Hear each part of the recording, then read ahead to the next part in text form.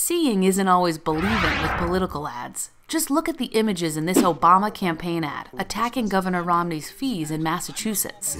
Over 1,000 fee hikes on healthcare, on school bus rides, on milk, on driver's licenses, on nursing homes, on lead poisoning prevention, on meat and poultry inspection, on fishermen. Many of those fees affected very specific things or limited groups, but you wouldn't know that from what you're seeing.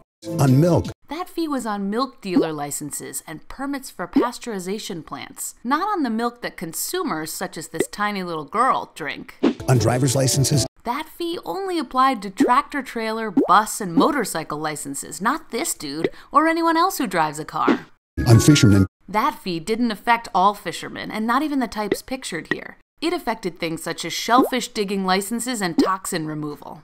Now that we've all learned a lesson, it's time for me to go on vacation.